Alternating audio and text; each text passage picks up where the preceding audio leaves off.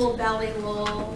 But I'm glad to be here. I'm very honored to be invited to this amazing room of people and just hearing the dialogue and the conversation that was taking place this morning.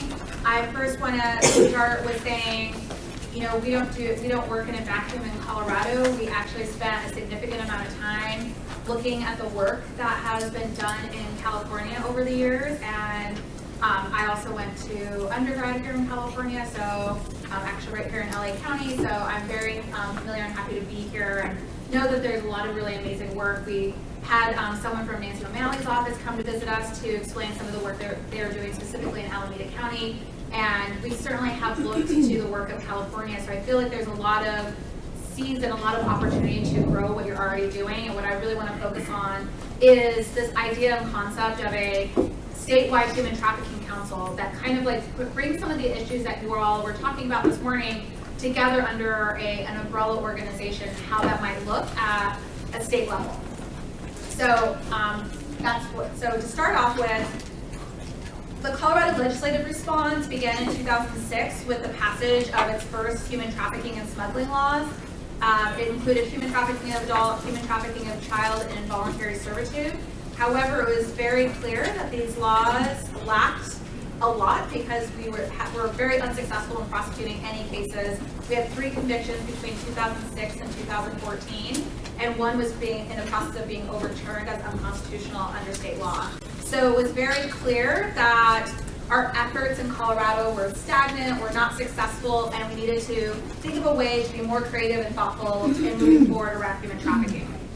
So in 2013, it was actually perfect timing. We already saw that our efforts were not very successful, and the National Conference of Commissions on Uniform State Laws published their Uniform Act on Prevention and Remedies for Human Trafficking at the state level. And so they provided very sample language on what state laws should look like in addressing human trafficking. And another one of their big recommendations out of this commission and this report was the development of statewide councils or task forces. And so from that report and the timing in terms of what was happening in Colorado, 2014 legislative session was a perfect time to introduce House Bill 14-1273 that passed into law and really established 2 big things. One, it changed our state statutes to better align with federal law around human trafficking, and it established the Colorado Human Trafficking Council. And I want to talk about some really critically important innovations in the establishment of the Colorado Human Trafficking Council. One, it was written into legislation. It wasn't an executive order. I think that's actually a very important point to make, that when you create a task force or a council as an executive order, it very much is dependent on the administration that is in power and could very well fade into the memory as a new governor comes into place. Second, so then having it written into legislation was really important because it really stands the test of time, and it's a legislative directive. Second, this council was in fact funded from state dollars from the general operating fund in Colorado. This is a huge innovation. I sat on the Texas Human Trafficking Prevention Task Force, and it was unfunded. It was an unfunded mandate that sat in the AG's office and was just an added thing to someone's portfolio that already had many things going on. So it was an added project to a single person that already had a full portfolio. So having funding for a council was a critical step. I have 3 full-time staff, and also we have funding to bring all the council members together. Like the Little Hoover Commission, all of the council members are volunteer, but we pay for all of their travel expenses and per diem and things like that, so they're able to come together. Second is actually having full-time staff dedicated to ensure the implementation of the work of the council. So the council is there to create recommendations, to develop work product, but really it's my job and staff of my job to ensure that work product and those recommendations actually see the light of day and get implemented into the field. And that's a critical step that's super important. Thirdly, the legislative mission was incredibly important. We were not created just to work on sex trafficking, and we heard that over and over again this morning. We were created to be a holistic body that addressed both labor and sex trafficking at the same time, and that our council had to take into consideration both urban and rural realities and the differences between those. We have a very unique and complex state like California, where there's rural jurisdictions, there's big urban centers, and it's really different to address human trafficking in both of those different areas.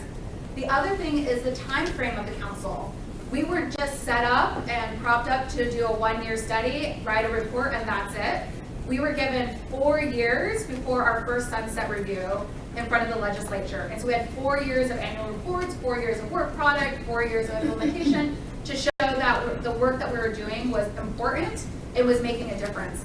We had our first sunset review process in 2019, and it wasn't an opportunity to shut things down. It was an opportunity to express to the legislature that we were worth the money that they were giving us from the general operating budget, and that we had something to prove that we were doing really great work. How much money did you get? The council gets about $300,000 of state dollars every year. Sorry. So I have a guaranteed budget. Yes, it's a very important question. Of about $300,000, and then I will say that's not enough to do training across the entire state, and then I augment that funding with grant funds as well. How many people live in Colorado? A lot of people. It's growing pretty rapidly. Just to put it in perspective, we have 40 million people. Yes, that's perfect. That's what I'm asking. I'm sure Google will be able to tell you very quickly. I'm like, I don't know. It's really big now. I feel like there are lots of people there now. Texans, yeah. There are unique unicorns in Colorado. So I think that time frame of the council is super important. We were just renewed for another 5 years until 2024. So we have another big growth of time to really do a lot of work. Another key thing that I want to talk about is the composition of the council. It's 35 members. It's a lot of people. It's like a room like this. And it's really critically important. So it's written into legislation who should be represented on the council. So I'm not willy-nilly making decisions. They're very prescriptive on the type of people that should serve on the council and the type of people who should be represented. And one of the big things that are so important is what was spoken today, is having survivors at the table from the very onset of the council. At the very beginning, there's 2 survivor seats, and during our sunset review, there was another additional 2 survivor seats added to the council, and there's actually several survivors that fit other roles but are also survivors on the council. So I would say there's a good block of people who are survivors of this crime serving on the council. And the other thing is that we had to ensure, again, that we had a balance between urban and rural perspectives at the table. So we're required by law to have rural, directors of human services along with urban, to make sure that we have regional task forces at the table as well. So we have 5 seats for regional or citywide task forces to ensure that we have that representation. We have nonprofit organizations, victim advocates, prosecutors, law enforcement, academia is at the table. They have a specific seat to help serve that role, so that's super important as well. The next thing that I think is also a major innovation is that we weren't just created just to be like, hey, do something about this human trafficking thing. We were actually told very prescriptively the things that we needed to do. We were given 9 legislative mandates, and every legislative section is an opportunity for another mandate to be out. I'm saying opportunity, it's important. Opportunity to do more on the issue and receive another mandate. And I really see this not as the ceiling, but just the floor. So these are not like, this is all we do and that's it. These are our umbrella mandates. These are the things that we always are striving to do more on. And there's things like standards for victim service providers. We're talking about trying to ensure that there is, commonality around the things that are happening across the state, developing training standards and curricula. So you're ensuring that training is actually holistic across the entire state, and that you're creating a common language and a common understanding about the issue versus just thinking that all human trafficking is sex trafficking of minors. And data collection is a big component of what we do. We are required by law to collect data on it says the prevalence of human trafficking. We don't have the funding to do a prevalence study. We'd love to. So we really focus on incidents. And so we it's the first time that a entity is required to collect data on the issue of human trafficking and centralize that data collection effort and then publish that out to the legislature. In terms of how all of this gets done, because we're funded, we meet 11 times a year. So every single month except December, we are meeting. We have an hour-and-a-half council meeting, and then we have advisory committees that also meet monthly, are required to fulfill the priorities that the council set that year. We have either task forces that meet monthly or working groups that meet ad hoc as needed. And we do all that. So January, we set our priorities for the year. What of the mandates are we going to work on this year? Then we establish advisory committees that help fulfill those mandates.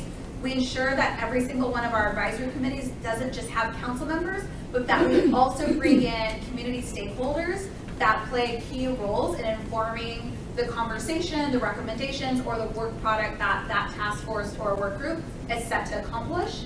And then in August through November, we review all that work product and recommendations and decide what was going to be included in the final report. One of our mandates is to complete an annual report each year and give that to the legislature.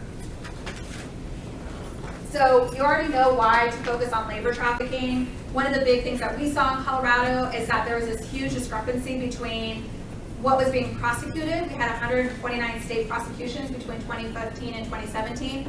Only one constituted labor trafficking. So we were doing a really lousy job prosecuting labor trafficking. We also saw in our data collection efforts that there's this huge discrepancy between what service providers were receiving and the type of clients that they were serving, which were primarily labor trafficking and foreign nationals, and the types of investigations that law enforcement were focusing on, which were primarily sex trafficking, mostly minors and some adults. So a huge discrepancy. Why is that? Why aren't these service providers who are seeing all these labor trafficking clients, why aren't they being connected to law enforcement? What are those barriers to that connection? So in 2017, we dedicated several council meetings to educating our members on labor trafficking, much like you all are kind of figuring things out here. The members of the council felt like they needed more education on labor trafficking before they could make any recommendations. So that's what happened in 2017. And then in 2018 and 2019, we had established a full-on labor trafficking task force to set out recommendations on how to better address labor trafficking. One of your handouts encompasses all the recommendations. In 2018, they had a set of 11 recommendations that focused on several key areas. And then in 2019, there was a exclusive focus on how to focus on employer-provided housing and where are the loopholes in employer-provided housing as a touch point for exploitation. And if we could close those loopholes in employer-provided housing, we might be able to address some of these labor exploitation that is taking place. In terms of membership on the Labor Trafficking Task Force, again, we have academia, we have the Attorney General's Office, the Department of Ag, Department of Labor and Employment, County Departments of Human Services, DA's offices, EEOCs, and we also have some federal partners on our task force as well. EEOC will have Department of Labor, the U.S. Department of Labor as part of the task force in the future. Immigrant legal services, labor trafficking survivors, law enforcement, Pinnacle Insurance is our workers' comp insurance operator, and talking about ways in which we could look at workers' comp to address labor trafficking, anti-trafficking coalitions, the U.S. State Department. All of these different actors participated in our labor trafficking task force. In terms of the recommendations, they focus on 3 key areas: protections. So how can we support populations most vulnerable to this crime? Creating legal tools. How can we hold labor traffickers accountable for their crimes? And then training and awareness, very similar to the types of things that you've been talking about this morning. How can we raise awareness about this form of human trafficking in the public and with people who are key stakeholders and who can identify this crime?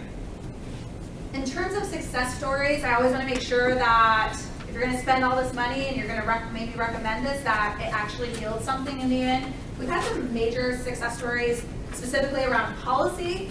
These are all the policies that have been adopted, either written into law or adopted by state agencies that came from recommendations from the council.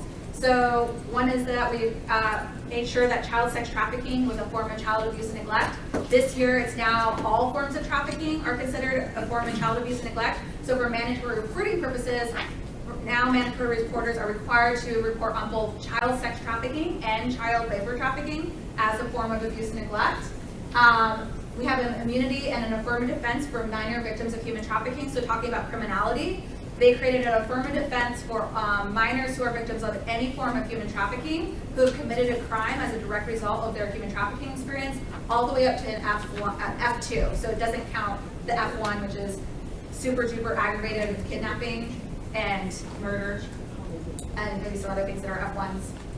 We updated our wage theft law. Before this, wage theft was a unclassified misdemeanor with a $300 fine. It is now a criminal felony that goes all the way to an F2 crime, and penalties that start from $2,000 all the way up to millions of dollars. And then in terms of changing things at the policy level, Volume 7 is something that our Department of Human Services oversees. They adopted the standards that we created for housing providers that provide 24-hour child care facilities, and for those who want to house victims of human trafficking, the types of things that they're required to do, and the mandatory things that they have to have as part of that. And the Colorado Department of Labor and Employment just adopted a new protocol to provide certification support for T and U visas, and that's something that came out of the council as a recommendation.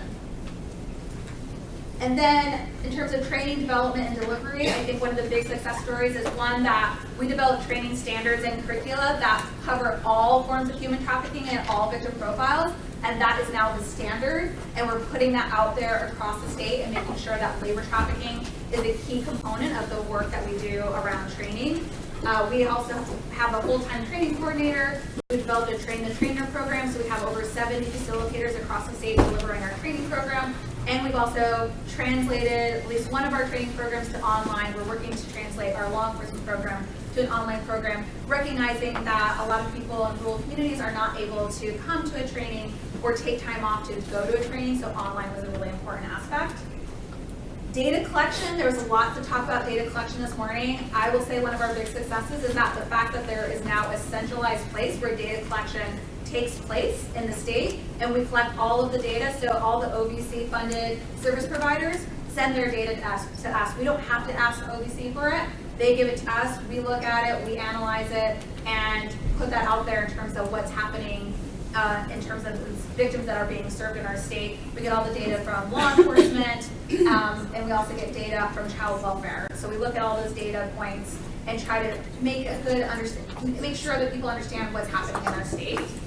And besides doing data collection, we also do original research. So when we see data gaps or gaps in our data, then we're like, why is that happening?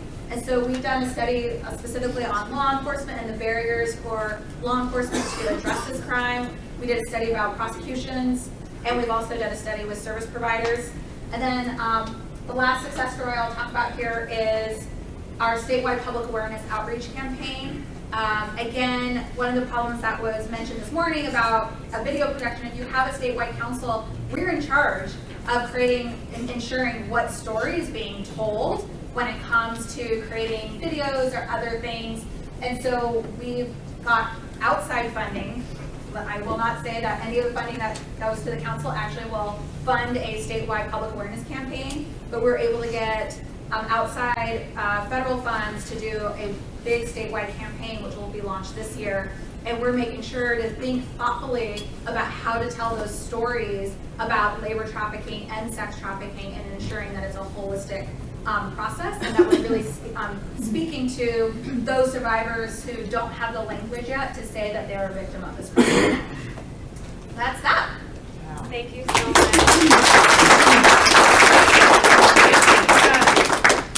I think it's kind of clear why we invited Maria here today. There's a lot in Colorado's response. I think that immediately responds to many of the ideas that we talked about today.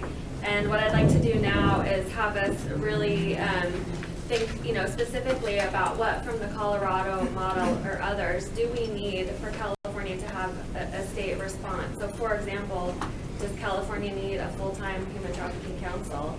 And if so, what would that look like? And so I'd like to start here. And you have done some great work here in Los Angeles with the local task force here.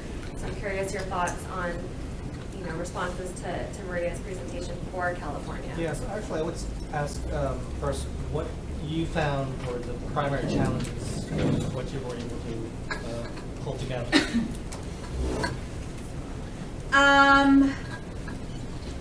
Primary challenges. I mean, 35 people and 35 ideas are all very sometimes difficult to like kind of bring together and coalesce on like what we're going to actually recommend.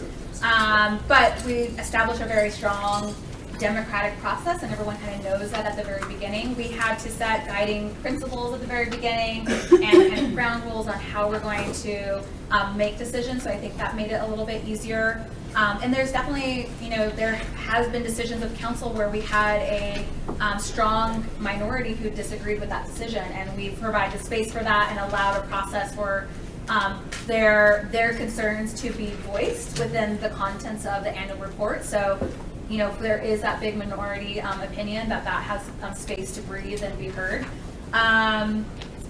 I think the other thing is, we received a certain amount of funding, and that helps ensure that we can meet, but does not ensure that the work of the council can be implemented. So I've had to be very creative in finding outside funding sources. So we had these great training programs that were developed by the council, but we had no funding to actually implement a statewide training project. So I went out for outside funding to pilot test my training philosophy, and see if it would work, and then had to then think creatively about how to get additional funding to ensure that we could do it for years to come. That training funding is going to end in 2021, so I'll have to get creative again in order to be able to continue that work. So I think that's the same thing with the public awareness campaign.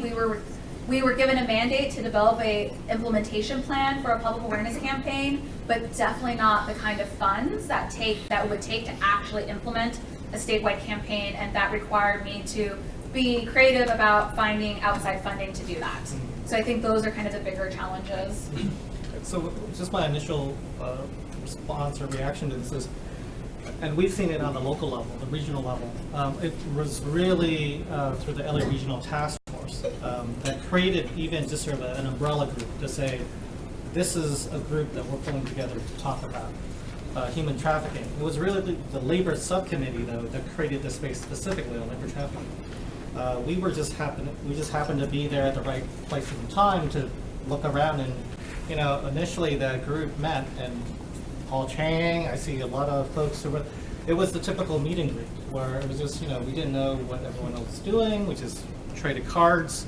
A month went by, another meeting, roughly the same group, traded cards again, and we quickly realized there's got to be more to this.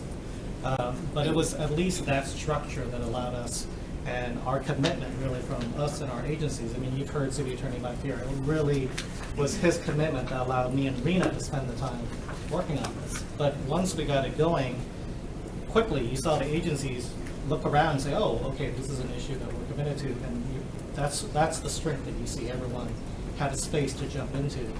I see the benefit of what you're doing is creating that statewide structure to allow people to participate. That doesn't exist. I mean, right now, that's great that we have conversations here and there. We try to connect with different task forces, but it's all informal. This is not a formalized process.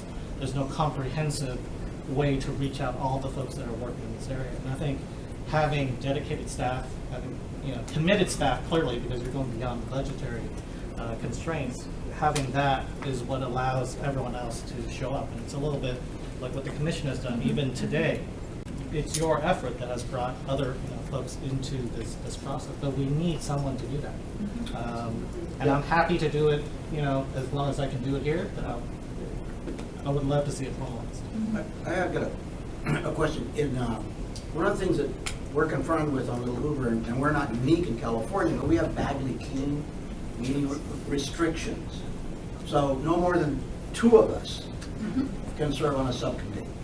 And otherwise you run afoul of the open meeting. So do you have that kind of restriction in Colorado?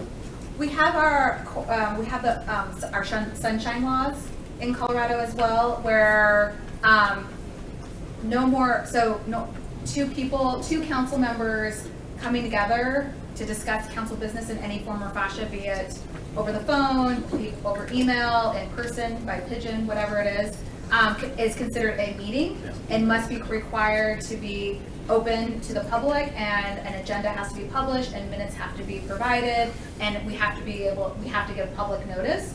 So we are required to get mandatory training every year from the Attorney General's office about the rules of conduct.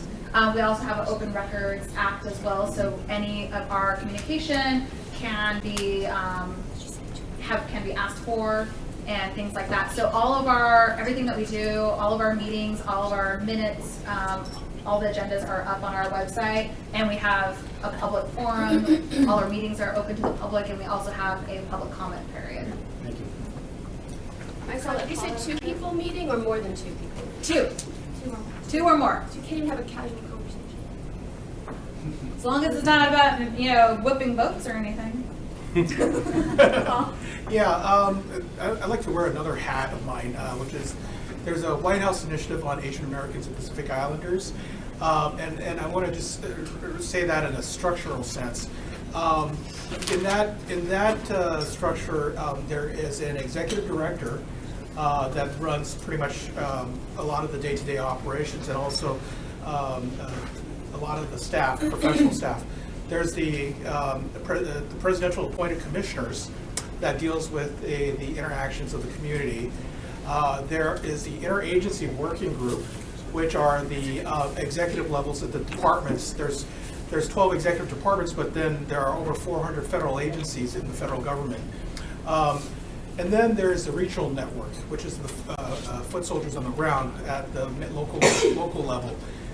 So these 4 legs, when you add it together, when you put them together in a entire context, I think it allows a greater response. And what also makes this a unique initiative is that the agencies, the departments identified has to write reports to the commission that gets submitted to the president every year. So if we had a structure similar to that in terms of in operating a structure that has both the enforcement, but also the community, but also the staff element that can take care of all of the combined elements together, I think this will make this a well, I guess, it can be executed relatively quickly. I guess I'll send tomorrow the link to the White House initiative link, but it just shows the different types of process that can be used. And I think the most important part of that is agencies have to report to the commission at the end of the year, and that's mandated by law or an executive order to every of the agencies. I just wanted to make a comment on that. I'm very familiar with Bagley Keene because I also sit on the Access to Justice Commission for the state of California, which recently separated from the state bar. So now that we have separated as Access to Justice Commission, we formed a 501c3 organization with the same mission, same players. So instead of being a commissioner, I'm now on a board of directors for this organization, and we're not subject to things like Bagley Keene, which definitely hampers communication and productivity within your group. So, that 2-person rule, that's emails too. So you can't mass email people. So it becomes really difficult to get things done. But I think similar to the task force model, maybe this council could initially be formed by the state of California and then separate, just like the Access to Justice Commission was, and also continue to be funded by it. So the State Bar of California continues to fund that work to the Access Commission as a 501c3 organization. So there's a way where you can start the work and then transition out of it as well. So let me just, the state bar is funded by dues from attorneys, right? It's not funded by the state general fund. But what I don't know is I don't know if we can't write statute. Let's say we decided to form a council through statutory authority. I think, Pedro, we can exempt people from Knox-Keene if we choose to. Well, I just don't know. yeah, I mean, Jerry Brown exempted.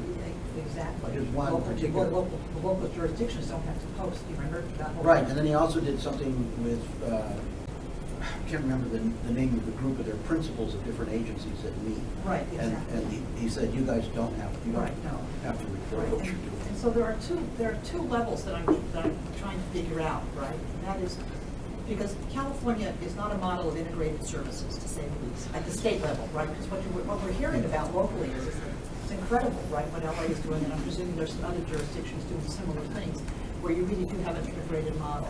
But if you look at the state of California, we are not a leader in integrated services, okay? We are siloed, right? Departments have a very hard time talking to each other, but we have a governor who's very interested in integrated services. And so he's created all of these new developments of master plans, right? No matter not quite how you feel about all of that, it doesn't really matter. But the idea is to integrate services, particularly at the Health and Welfare Agency, that has, I don't know, 9 to 10 or 11 departments that all, come under it and stuff like that. So one issue is just to figure out how, if we do something here, how do we affect those departments to make them talk to each other? Okay, because when they talk to each other, they actually get some things done. But separate from that is a council like this, which involves many more people than just the 9 or however many department heads or whoever they assign, right? That kind of thing. So, do we want 1? Do we want 2? Kind of getting to the federal model, that kind of thing, about how do you engage all of these folks so that we're sure that something gets done. Because it's one thing to come together and talk, it's another thing to do something. Right? I mean, we like this model because the legislation says, here's what you are going to, you want to focus on. And we don't do that very often when we talk about task forces or advisory councils or anything like that. Right? Until this governor, who actually in the master plan discussion, actually gave some assignments to these groups to put together something. I think it's an important aspect of the council is that we actually were given really clear tasks. We didn't have that in Texas, so we're kind of like, hey, we got together. It was very like, you're doing a great job, so are you, so are you. It was a waste of time, to be honest. A lot of times. It was great. They did a lot of good stuff. But when we got together, it wasn't like we were like creating a lot of things. I think the big work was done by some people at the Attorney General's office. It wasn't done by us as members of the council.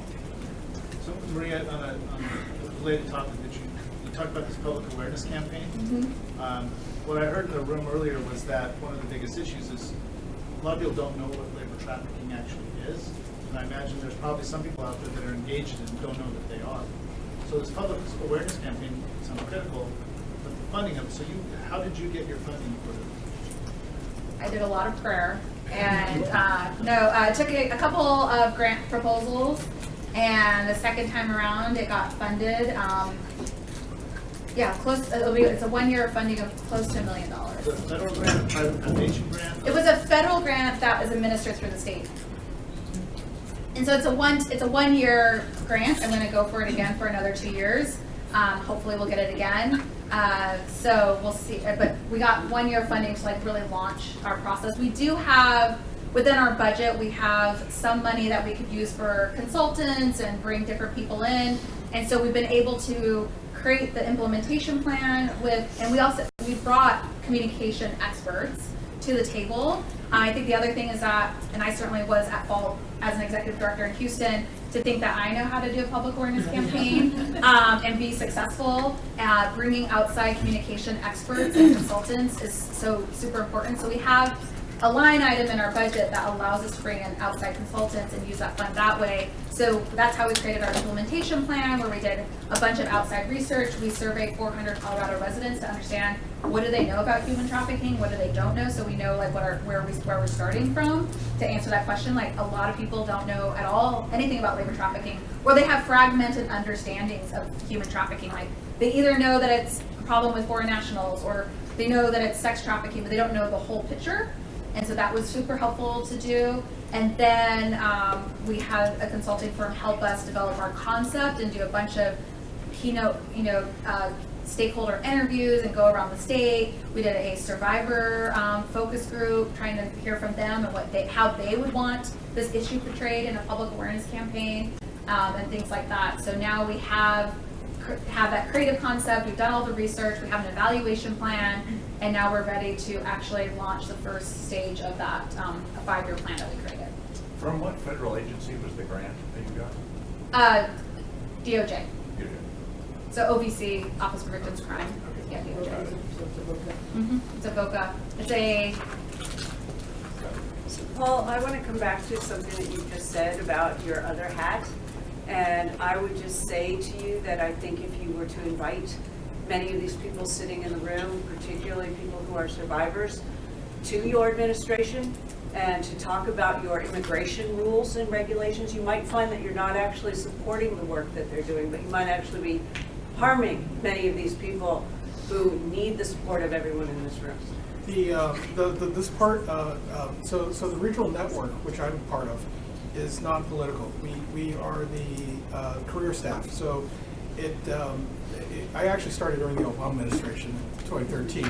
I started as staff during the Obama administration, and this administration, they made me national co-chair.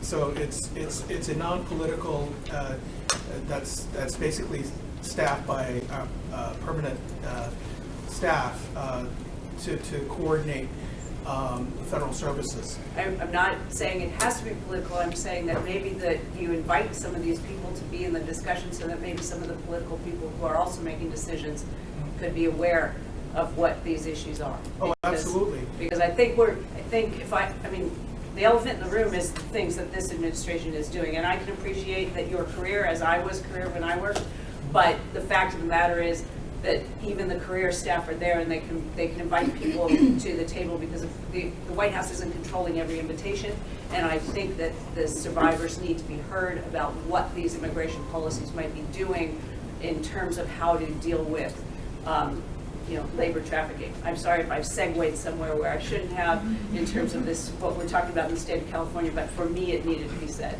I think Stephanie had some comments about what this model might look like in California. Yeah, so first I just want to talk about funding. Okay, so see what they were able to do with $300,000. Okay? I want to say that California has not given $300,000 for this work. And as a service provider who's been doing this work for 15 years, we get asked, like the training that the AG's office did, I did and paid for with CAST resources. That in my free time because it was so important. So that's the baseline. Does the state put any money into labor trafficking? None. So I want to give you the. Can I just say, when we were given jurisdiction to prosecute civil trafficking cases, there was no budget appropriation I for just them. think we need to understand that. Yeah, I can tell you the budget that California has allocated in the 20 years that we've been looking at this issue. Okay, this is I followed it because I believe resources are the key. Because I worked on this issue federally as well. We have given $10 million to continuing funding. It took us 5 years of advocacy as one-time requests, starting in 2015, where we got $10 million. That is all the specialized money for victim services. $10 million annually, or just $10 million at one time only? No, annually now. Last year, they made a continuing budget request. It funds 21 service providers across the state provide comprehensive services for sex and labor trafficking. In 2015, we provided $4 million, and then in 2016 it was like $12 million, and now it's a continuing budget request at $19.7 million for CSEC, commercially sexually exploited children only in the child welfare system. So that goes to our child welfare. So that's $19 million for 19.7. For child welfare. For child welfare for sex trafficked children only. Labor was explicitly excluded from that budget. And then, just last year, we provided $4.2 million in continuing funding for specialized law enforcement task forces.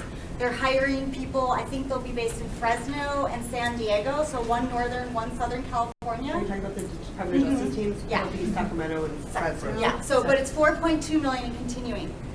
That's it. So that is all the state budget money that we have allocated. And I have actually had budget requests for 6 years for a prevalence study. So talk about the data we need, right? It costs about $3 million to do it statewide. Budget fluff, right? You guys we can afford that. $3 million to do an evaluation of service provider models so that then we can actually have service provider standards and know what prevents trafficking from our survivors and our service providers before it starts. $3 million, okay, one-time budget request. $2.5 million for statewide technical assistance and training. We have had $0 for training. Every agency that's done training, they've done it without money, is my understanding. And again, we're asking just for $2.5 million to start that training. And that can be leveraged. You can see how Maria leveraged $300,000. We're a lot bigger than Colorado, so we can't do things with that lower budget.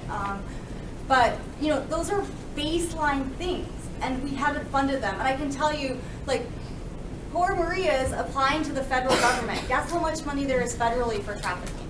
Because I worked on this too. $15 million to the HHS goes out to the field across all the states. $79 million. It started at $15 million, and we raised that in 10 years to $79 million. Goes to all the states from DOJ.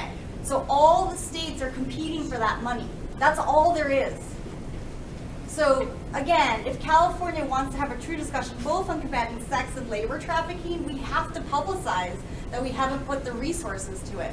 Like for LA County, I don't know what the resources are, but I know that LA City gave $800,000 for a specialized shelter for trafficking victim, and that was the first LA City specialized money. On and Reina's positions are specialized for trafficking. The sheriff has dedicated like 26 positions, but that's it. Like no money for training, no money for any other agency working here. And so we have to start there. And then, and we have to start with the data, right? And so I do want to just share about data, because I think Maria said they're able to collect the data. That data is not going to be correct, because, and people like to use that data to say this is what trafficking looks like, but it's the people who engage in services or the people law enforcement arrests. That is very dangerous data to say that's how we should tackle our problem. Those are actually the people who are accessing services the most. And so a prevalence study that, you know, Maria said she can't fund, you know, and actually has not been funded appropriately anywhere in the whole country, has to be our starting point. Yeah. So anyway, so the model, I just want to say for the model, I do think it has to be based in the governor's office. It has to have centralized leadership. We learned that in 2000 with our federal law that made it, we have this presidential interagency council on trafficking, and the statute requires each agency head to have a designee at a senior level, and a certain level of senior leadership has to go to those meetings. And, you know, again, nothing happens at those meetings, but what happens is it's senior enough that it trickles down and gets staff's attention. And so we have to have that in California. I'd like to tease this out a little bit more. Of course, talking about funding is clearly important, but one of the things that the commission often looks at is, you know, what is the organizational or structural response to an issue? And so I just, following up on your comments, I'd just like to open to the group to tease out a little bit more of, you know, what sort of structural response would you like to see or would benefit your work should the state have something? I just want to highlight, and I'm really excited to hear about the statewide initiative to kind of put it in the scale relation. I coordinate the LA Regional Human Trafficking Task Force in LA, and we cover the county, which is not dissimilar in population to the state of Colorado. And I'm, if not, yes. And in terms of staff that do the behind the scenes coordination, I'm the only funded position, aside from a sheriff's matched position. But I say all that because looking at this is like, as much as I applaud all our partners, it's really based on the people in the room and their interest in it to engage in this work and what we've accomplished. So when I see that, it's like what our dream wish list has always been to achieve locally. But I mentioned our task force because a lot of these regional task forces, the only funding source is Department of Justice federally. And it's a model that is important and effective and has fostered a lot of collaboration, but it's really centered around service providers and law enforcement. And when we talk about structure, one of the things that was brought up earlier is shifting our lens to viewing this issue as a public health concern and not just a criminal justice problem.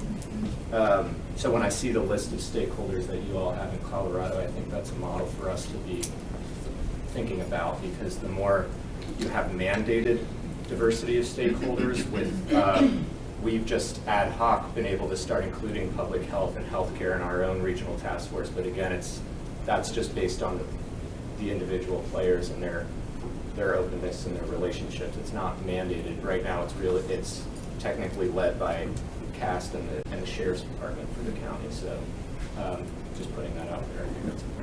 We've got, Just to respond, I also would say, I think we have a really great list of mandated people to serve on the council, but we don't have anyone from, for example, the Department of Ed. We don't have someone from our public health department. So I think there are opportunities to even improve that list, and as you're thinking through that, but you also have to balance the size in terms between how big you want a council to the type of people you want on that council. And one of the things that we try to overcome that is through those advisory committees. And we've had the public health department on our advisory committee, and these different players get involved that way. So you could have those mandated positions. So I would also think what are the mandated positions, and then what are the positions that you could get people involved because they add value to the work that you're doing, but they don't have to necessarily be mandated positions. Just I disagree completely. That public health needs to be at the table. I'm not saying they don't need to be there. I'm saying that's how I worked around that. Gotcha. okay, and Gianna, and then we have Annalisa and Nancy. So I have a question for and how you're structured, and sort of tying back in our earlier comments, and maybe just to try to understand the elements that need to be proven in terms of a prosecutor to prove labor trafficking, and where on the continuum is labor trafficking versus exploitation, worker exploitation, where you said you strengthened the wage theft rules. And so all of this is intertwined, and so I'm not entirely certain how, does your committee, does this organization deal with all of that? And is that what we're talking about as being that broad? And maybe I think you can maybe, Nancy or somewhere, talk about what the elements and what we're trying to prove when we talk about labor trafficking, but I'm assuming it's much broader than what you're proving in court. Maybe not. Right, so labor exploitation, is much broader, and that's what we want to prevent and intervene before it becomes full-blown labor trafficking. So it's all on a continuum. But in terms of prosecution, the elements that are required are force or fraud or coercion. So you are exploiting labor, but you're doing it with force, fraud, or coercion. And what's interesting about labor trafficking as opposed to sex trafficking is that it requires force, fraud, or coercion no matter what the age is. In sex trafficking, the reason it has become so easy to prosecute minors in sex trafficking is that element of force, fraud, or coercion was removed by the initiative that passed, so that any commercial, essentially child exploitation and prostitution or child pornography is going to be human trafficking, sex trafficking. But on the plus side, the studies don't show that. They show mostly adults in labor trafficking for the most part. So I'm not necessarily immediately advocating for a change in the law, but that's what we have to deal with. And of course, the public immediately stops at the word force. They're looking for bondage, physical force, when we know that 80–90% or more of the cases are based in deception, in fraud, or in coercion, manipulation. But I will say too, the spectrum can start with wage theft. And that's really where the prosecutors that focus on labor trafficking have a very strong relationship with our California Department of Labor, because oftentimes they're the ones referring cases. The general public, somebody who's being underpaid or required to work more hours, things like that, they more often they're reporting to the Department of Labor if they're making a report. And then as labor will start looking into it, they'll realize this is a bigger issue. And same thing for us. People will make a report to us, And then we discovered that this is a wage theft issue, and it's exploitation, but it's a spectrum of that. So I'm assuming, though, as you're describing it, that, and to build on Stephanie's comments, this, if the board were to, if the commission were to make a recommendation to put together this council, it is larger in everyone's view in this room than the Department of Labor and starting there. It should not be housed there. It should be more at the gubernatorial level to get past that sort of just the wage theft. I do agree, and I think the Department of Labor has a very important role, because on that spectrum, they have the authority of the cases that are not criminal. But I do think that if that is the recommendation, it should be a higher up of who comes into the committee. Understood. Thanks. And we actually have some precedent now because the governor's been creating these different commissions, right? The one that's studying universal health care, for example. He staffed his cabinet with immigration advisors that are looking at the drivers of immigration issues in the state. So it's just worth looking up what helped create some of these infrastructure that we can learn from as we think through these recommendations. I've got Annalisa, Melissa, and then Marina. I think this is such an important discussion because it's also important to us to look at who's not at the table. And when we're talking about labor trafficking, there was this great ecosystem map that was done by Deloitte looking at labor trafficking and exploitation. and so often I'm in these conversations and big business is missing. And this is an area for resources that we could be tapping into in partnerships. And so in work that I've been doing lately, I've really been trying to understand, as Ann was mentioning, like, what are the roles of like behavioral economists here? What are the perspectives that they could give us? What are areas of business and supply chain? Really looking at, California is the only state in the country that has transparency in supply chain efforts, and we're not using it. I had a student call the state office, and their office didn't know what it was. And so this is something we could be using more effectively, at least to begin to start the discussion with business about good actors in the space, where we can work with legislation we have, but also work in partnership. So something Kevin had mentioned earlier this morning around the hotels that have to offer, their 20 minutes of training. I sat down with Bonvoy over the summer, which is the new Marriott SPG kind of merger, overseas, and they have this huge library of different videos. Some of them are very good, but they don't have to use them. They only have to use the one that you were talking about. And so it's great to create legislation, but if we don't do it in partnership in the very industries and areas where we're seeing victims most affected, and we don't begin to partner with good actors in that space, then we're going to keep pushing against these brick walls, against resources, against a lot of these different things. Annalisa, you raised the California Transparency in Supply Chains Act, and I have some experience with that, and my experience is very empty. Letters get sent between these big businesses saying, you're not doing this, you're not doing this, you're not doing this, you're not doing that, and we have the right to audit you, and there's some back and forth. So if you can explain, I know you just said that it's not being enforced, and I see that as well. How could that law, as it presently stands, be utilized in a more robust way? Well, one, we have to give it teeth.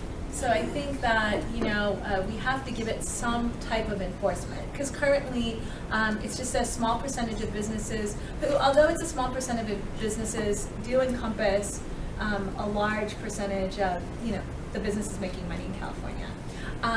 But they only have to post their kind of supply chain, their vulnerabilities, et cetera. They don't have to do anything about it.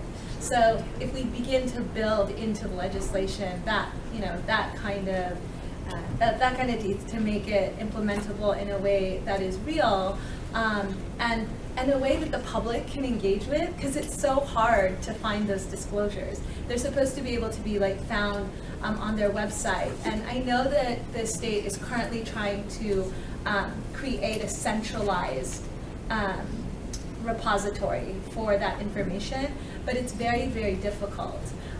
there has been some research creating like index scores and numbers for companies. And I think where it becomes real is what we're seeing like in terms of trends of consumerism, especially around maybe the younger end of millennials and Generation Z, is these are generations that are really changing the way that consumers are buying products in a way that matters and that can begin to hurt business. So, we talk about when we look through the law enforcement lens and also through social services, what are the consequences in trafficking? We were talking about that earlier.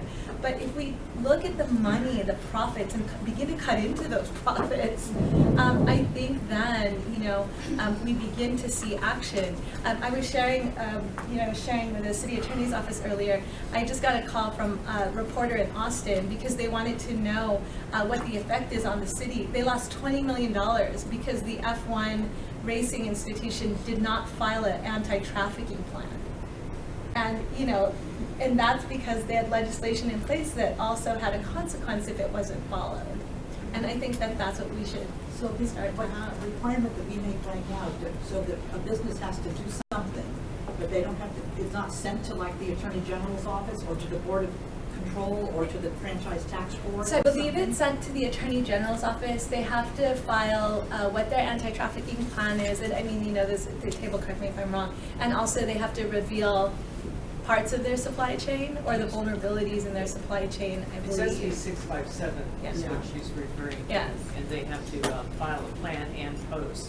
Yeah. But like she says, there's no consequences. So, unless the public gathers together, like in Gap, where they were found, That's and right. then people were protesting, it's like that bill doesn't exist. I would say, how many people here at this table know there's an SB 657?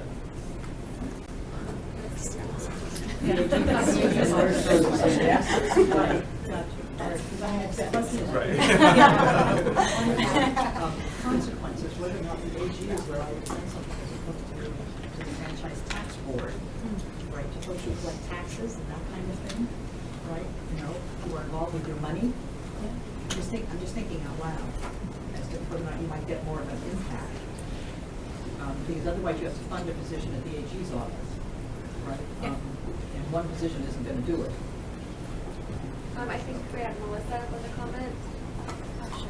So my name is Melissa Gomez. I'm with Child and Family Policy Institute with the PACT project, which is preventing and reducing child trafficking.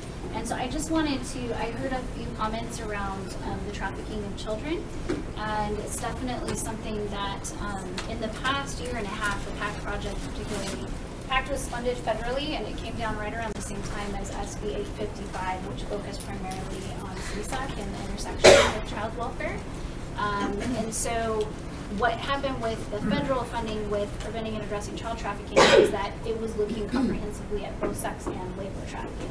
Now, at the beginning of the project, back in 2014, I want to say, when it started, primarily the focus was on commercial sex. But in the past year and a half, what we've done within the cohort, it's 10 counties that we have worked with to pilot, support, and provide opportunities for peer mentorship, is to begin to talk about what child labor trafficking looks like in those counties and how it intersects with the child welfare system and how social workers can be trained. All this stuff around, building those partnerships within the counties to look at how you connect them with CEOs, et cetera. We've also been conducting a lot of kind of on-the-ground research, and some research just came out working with the University of Utah and Annie Fukushima, and she was able, together we were able to get this survey out to almost about 200 primarily social workers and probation officers. And some of the kind of interesting findings from that I'm going to read just a couple of these, but 50% of those folks responded saying that they were providing services to youth who work for pay. 25% of them said that they had worked with youth that were labor trafficked. And then another, about 26% said they had never worked with a youth that was labor trafficked. But of that, 45% said they were likely to or very likely to have worked with a child who had experienced being coerced or controlled for their labor. So that really just shows, again, that discrepancy, right, between how folks are identifying or thinking about labor trafficking and that, misunderstanding sometimes of the spectrum between exploitation and trafficking.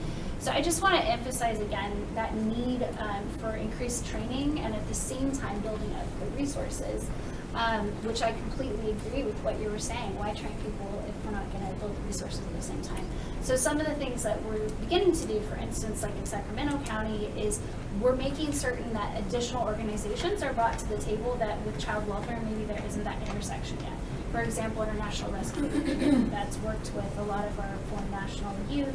We're bringing them to the table and having cross conversations between, for example, Weave, a sex trafficking focused organization. So we can look at the intersection even between youth that are domestically labor trafficked, which we've seen lots of those cases as well, and maybe perhaps I know the Covenant House studies were showing a significant amount of youth that were trafficked in forced criminality, and even higher rates sometimes in sex trafficking when they were asked specific questions.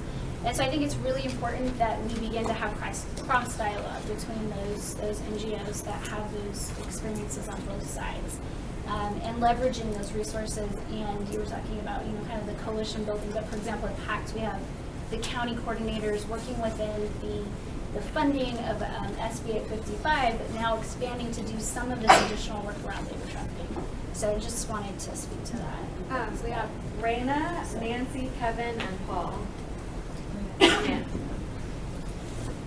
Yes, Rena Shahande, the LA City Attorney's Office. I'm really excited to hear people talking about supply chains because I think that's a really promising area to explore. One thing that we in law enforcement ignore a lot of times is how can we prevent this from happening in the first place?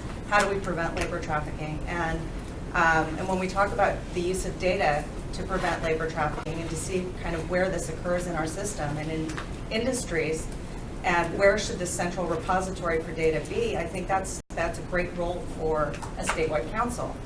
And I think there's a lot of room to involve private industry in the development of policies and best practices to inform how we prevent labor trafficking in the state.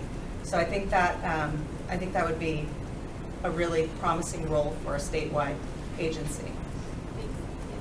I just wanted to go back to the task force concept, that we do have a good model in California. The Sex Offender Management Board was created about 14 years ago, and it's actually very similar to Colorado's Sex Offender Management Board. The structure of it, everything. We are statutorily created, but it's a very diverse board with people that have expertise in the area that we're talking about, which is sex offending and victims. And it's very structured. It's a policy board. It's, like I said, it's very diverse in who the membership is. The statute actually articulates who appoints the members. So some come from the governor's office, some come from the speakers, some come from the Senate rules. They delineated the positions. They do, but it says what industry does somebody have to come from, who will serve on the board. And we have, as we've grown, we realize that we need to address issues around juveniles, which is not in the original legislation. So we now have legislation that's being carried, I think, by Joan Sawyer to expand to bring in juvenile experts. And so I say that as a model because it's been very effective. I mean, we're a policy board. We are very active. And 2 years ago, we actually sponsored legislation to take away the lifetime registration to make it tiered. And we got through in one session and we had a very broad, diverse support for it. It was very structured how we're doing it. But anyway, the point is that the staff manages some actual work, but they also support the board. And we actually had Colorado's board come out and talk to us about some of the things they were doing. And I know our people have gone back to Colorado. So it's a model in California that's working very, very well. We also under Bagley-Keene, and we have a lot of working groups. And we either schedule the meetings and make them open meetings, or we don't have more than 2 people, or there's always a staff person and one person. So we've worked around all of the regulations for the open meeting laws and things like that. And it's been, like I said, we do a report every year, just very similar to what I know they're doing in Colorado, which is very similar to what your task force is doing too. And I think it's one to look at for purposes of structure. It's different than other task forces. And again, it's been just incredibly effective in changing policy and really making, I think, important changes that are both moving us forward, but also addressing victimization, addressing sex offenders coming back in the community, safety, things like that. So it's pretty diverse in how we've been addressing all of these issues, complicated issues also. Great. I just wanted to follow up. I was going to point to yet another model in state government, which is the California Commission on the Status of Women and Girls, also statutorily created. Statutory membership, including the Labor Commissioner, the Superintendent of Public Instruction, and members appointed by the Governor's Office and the houses of the legislature. I served on a task force that body convened. They had a small professional task. We did a pay equity task force, and we had academics and labor economists and statisticians and lawyers like me that whose contribution was somewhat, I think, less useful than that of the statisticians and the labor economists. But the point there is the reason we were able, over the course of 2 years, which was a little bit longer than I had hoped and anticipated, but we were ultimately able to put out a series of materials, so a set of resource materials for employees, for employers, and for unions. And the reason we were able to do that is because they convened this task force, but it was supported by a small, dedicated professional staff at the California Commission on the Status of Women and Girls, without which I don't think that it would have happened. That's a model that's available to us as well. Paul? Yeah, I just want to mention that in California we have SB 588, which allows for liens on a property that basically was in violation, that was done in violation. So this is one of the basically the liens that victims can bring to about their case, and I think that's a very strong law in the state of California. I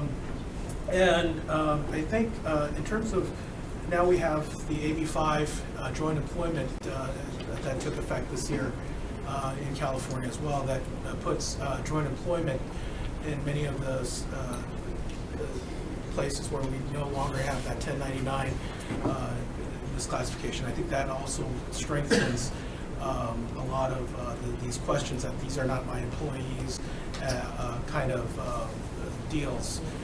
That oftentimes we see people on the top of the supply chain to just say, well, these are not my employees. These are subcontractors. So that's one of the things where I think California has a very strong existing laws on that issue as well. What was the number, Paul? It's AB 5. AB 5, that's 1099, but SB 588, originally, Assemblyman Mike King introduced it a long time ago under AB 2517, but that one was killed, but this SB 588, I think, passing of the SB 588 was very important to enforcing. Amanda? I just wanted to provide some clarity as to SB 657, the Supply Chains Act. The Attorney General's office is currently working on enforcement of that law. That's not to say that there aren't enforcement issues in the statute itself, or that there's not aspects of that statute that keep it from having the teeth that I think we all wish that it did. But I just wanted to clarify that it wasn't a function of, oh, there's not a single person at the Attorney General's office tasked with SB 657 enforcement, and therefore nothing's happening. There are folks who are working on it, who are sending the letters that I think several of you mentioned, and are ensuring that those letters, when sent to non-compliant companies, are responded to, or that compliance is achieved. And I want to note that one of the things that comes with the provision of injunctive relief as the enforcement mechanism is that when you're sending these letters, assuming that companies do respond to the letters by complying with the statute, there's no longer any opportunity for enforcement beyond those letters, because the notice has been given, the letter's been sent, and there's been compliance, so it moots out any possibility of injunctive relief. So on that statute, is it simply, the compliance is simply doing the proper posting, sending in the information to the Attorney General, and then I know that there's also a component of it that these companies, if they meet the threshold, that they need to send it up or get letters from people in their supply chain. Is that being audited in any way? Is that part of the enforcement efforts?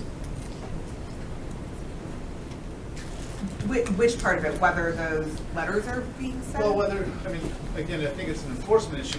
I think a lot of people are confused as to what really is what's the ultimate goal here? Is it just posting something on your website saying we're in compliance, we do not engage in any labor trafficking or whatsoever? But there's also that component that these businesses are supposed to ensure, whatever that means, that the people that they're doing business with are also in compliance. So the enforcement aspect, I think what you're talking about is just ensuring that they've posted the notice on their website. Is there any other aspect of it? Well, I think the idea is that in order to post that information in a transparent fashion, you have to make sure your house is clean first. Because you're not going to post on there, trafficking multiple adults and children in the process, in the supply chain for my denim. No one's going to put that on their website, right? So if you are going to have to put the opposite of that information on your website, you're going to have to make sure that it's true, ideally, by cleaning a house and going to your suppliers and saying, what are you doing, what are you not doing that allows me, that empowers me to be transparent and to meet my statutory obligations by honestly reflecting these things that I'm required to publicly on my website to the satisfaction of the Attorney General's office. So What's the or what? It's the last phrase, to the satisfaction of the Attorney General's office. So do you go and audit? Yes, people look at the websites of the businesses that are. But you look at the website and you see they've got a sign up there that says everything is perfect, and you know that they have 4 companies that are their suppliers. Do you go and look at their suppliers? That's the question. I see. Truthfully, I don't know the answer to that question. I am not the lead on that work. I am a prosecutor. I'm in our criminal division. I also oversee our human trafficking work statewide.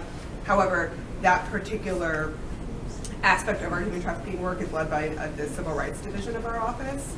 And so the intricate details of that work, I don't know as I sit here today. It's certainly something I could find out for you with relative ease. So I've worked on that issue since 2000. So CAST was the original sponsor of SB 657, and I've worked with the Attorney General's office since 2012 on implementation.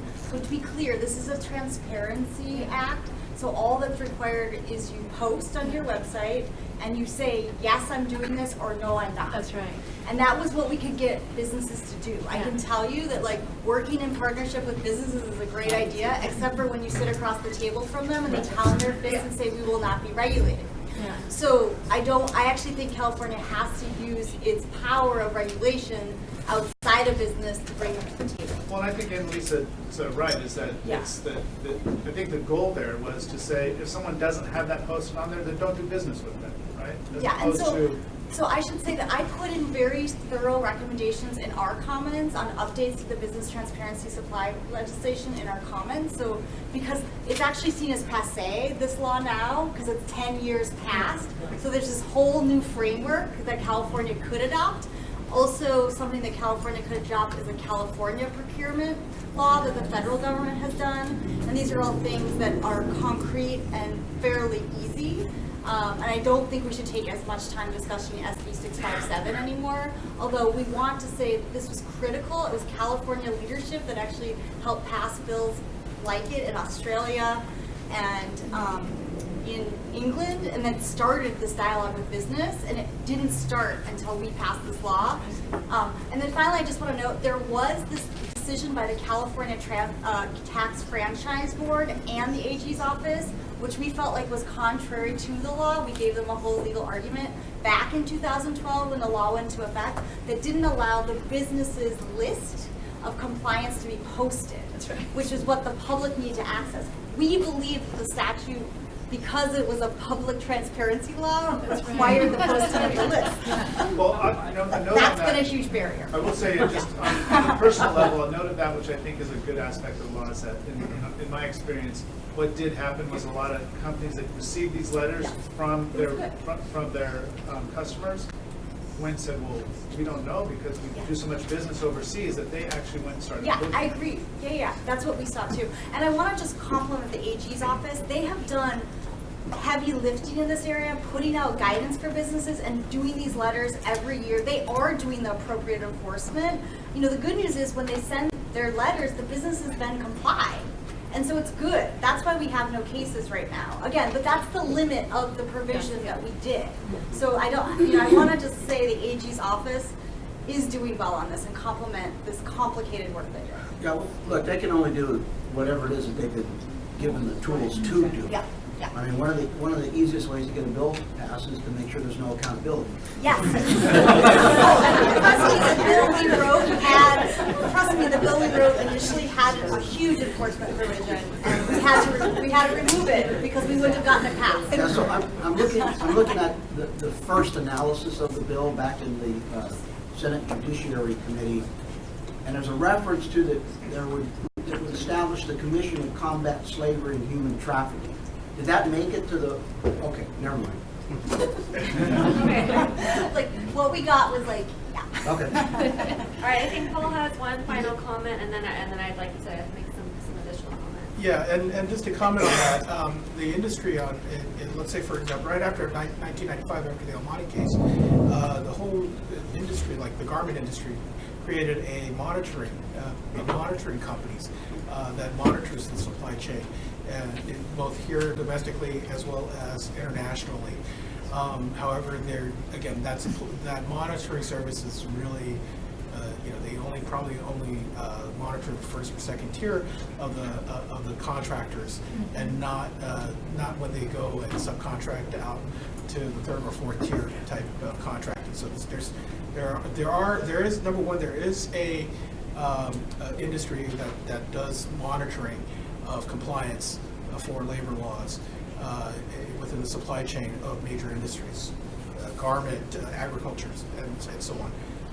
But there needs to be, again, they only look perhaps the first and second tier contractors and not below of the supply chain. Thank you. So with that, we have had a lot of great discussion today. I think we've raised many ideas.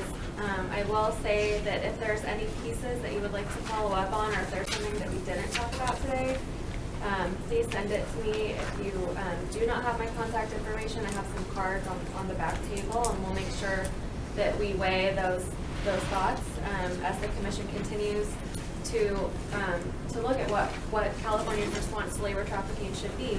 Our next steps will be a hearing in Sacramento in March on the 26th. And we will be inviting many of the state departments and agencies that have a role in this space. So there'll be more opportunity for discussion then. Now I'd like to move it to public comments, and thank you all for your time today. And I will ask people to make public comments. We do limit the public comments to 3 minutes, so please try to be brief. You can just stand up where you are, and I apologize that we don't have a mic, but speak up and we will hear you. The first person is Greg Placencia. Yes, good afternoon. I'm from Cal Poly, I'm a professor there. The reason why I want to mention, I know many of these distinguished individuals here, is I do want to mention that for a lot of these people that we're talking about, they look at it as a business. They really don't care about the legality of that. And one of the things I've been trying to put in this, because I'm an engineer, so I understand both the data side and also the business side. And so one of the things I've been seeing a lot is what is the culture that has been enabled for these individuals to be able to do what they want. And that is one thing that's very interesting, because in many cases, like, I was thinking about a sex trafficking in particular, that in Mexico, there was a city there, and they just changed what their product was. And for them, it was simply that the commodity was now human beings. So the reason I mention this is that when thinking about all these things, and I know some others were talking about it, to please consider how the culture we're developing is enabling them, and how can we disable it. Because my research at Pomona, unfortunately I don't have the funds of USC or other institutions such as that, but I come from USC, maturity, is the fact that the research that we've been doing, like I had one master's student look at the process through a tool we call AxiMap, and how that caused people to have problems and caused them to have traffic occur. One thing was indeed, obviously, the amount of money that was being spent was pure flat. I have the report. We were trying to make it into an actual publication. We're still working on that. Another thing that we found was simple things such as inter-office collaborations. There was one case that we saw in San Fernando Valley that's simply cutting down trees, or not cutting down them, but abating them a bit and putting in better lighting, just fixing the bulbs, actually reduced prostitution in the area, I think over 90%. So simple little, it doesn't have to be massive funding. I know funding is great, but oftentimes being able to use the availability and understanding just small little tweaks on that, that's the important part. Because I'm interested in value added to the people we're dealing with. That these people, for whatever reason, they got trafficked. They use basic things. It could have been basic psychology about what they want. But the point is, and again, I'm the lone engineer, I think, in the house today, is what uninvited me, what made me really excited about it, was the fact that it allowed us to look at it from different perspectives. And one of the biggest things I told An was, not only is it about the data, but is how do we use the data to inform better anti-trafficking processes to stop the process, rather than just looking at it as more enforcement, more this, more barriers. No, it's just a quick example. You can't grow cactus in Florida very easily, and you can't grow rice in California very easily, because the environment does not support it without way more resources. Thank you. Thank you very much. You were almost exactly 3 minutes, so congratulations. The next public comment is Debbie Mayer. Debbie Mayer? Yes. Hi everyone, my name is Debbie Mayer. I'm from the organization Resource Development Associates. I've actually worked a little bit with PACT. We're also working currently with the LA City Attorney's Office. We've been working with them over a year, doing actually interviews with quite a few folks in here to identify what are some of the best practices, what are promising strategies when we think about not combating, but really thinking about the prevention, what came up here, protection, partnership, prosecution, and the policy solutions to address labor trafficking. So I would say our report is going to be released relatively soon, and I think one of the biggest lessons that we've learned through this is really the multiple kind of potential areas of intervention, the many different pathways and angles that can be taken to combat labor trafficking. I think different kind of models and diagrams, Paul spoke to the different stages, international labor trafficking, thinking about all those different potential intervention points and ensuring that the folks who are involved in each of those kind of at the table, that they're conversing, that there's alignment in order to take this really comprehensive approach. It's important. Thank you, and please provide us with your report when it's released. The next public comment is Karen Ericson. Yes, good afternoon. I'm Pastor Karen Ericson, and I submitted my report, my request before lunch, and Maria and the conversation, 2 points. First of all, gratitude to the commissioners. I thank you for giving your free time for this. But sustainable vehicle, critical. It is critical in my opinion. I come out of the business world into ministry. I'm part of 3 human trafficking task forces, but as the grant money sunsets, so do the task forces. We are losing our corporate memory. I mean, I'm so grateful to hear from the ADA about this body that does exist, that was 14 years ago. But that's how, to me, we're going to get to the deeper root, as long as we stay together and stay connected. So I'm a believer in the great state of California, that there's unlimited potential of what we can pull off together. The other critical piece are consequences. As the chair brought up, what are we putting in the toolboxes of those that are prosecuting? I'm working right now ministering to a family. Their 16-year-old daughter was kidnapped and murdered by traffickers. But because it looked like an overdose, there's nothing they can do. Everyone's walking away from the case. The point is, now we have a family that's been destroyed.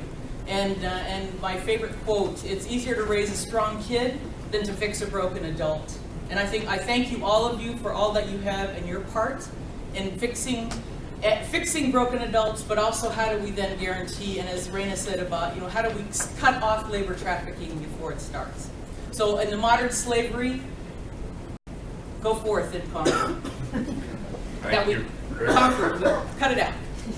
And the last public comment actually is on. I think you wanted to say something about the UCLA survey, which we're also happy to send out on your behalf. Yes, so I'm speaking on behalf of the UCLA Luskin School of Public Policy students. They had to leave, but they wanted to just let everyone here know that they are requesting that you complete a survey that they've set up. It's tinyurl.com/UCLA LT survey. There's hard copies in the back. We'll provide a copy for Tamar and the commission to distribute, and and later communications, but part of their work is not just the quantitative, it's also qualitative, and so they're asking for basically the stakeholders in this room, to the extent that we're working in this area, to participate in the survey, just so that they can help memorialize some of what we're working on for their report. So that's all. We're happy to distribute that link to everyone who attended today. So, Mr. Chairman, that's all the public comment. Well, on behalf of the commissioners, I want to thank all of you for taking your time to join with us today. And I live in Santa Barbara, so I drove down. So that's why when we started, I acknowledged how difficult it is to speak from one side of town to the other. But I think we're all very, very impressed and inspired by the sort of work that you do. And there have to be many times when you go home and you are just elated because you were able to help someone and fix some aspect of the problem. But there's probably just as many times that you wish that you could just open the bottle of Chardonnay in the car. Don't do that. But yeah, don't do that. We're not New Orleans. So You know that mic's not right. yeah, I know. It's going to live on forever, right? I'm old enough, I'm not worried. But thank you, seriously, thank you all for the work that you do.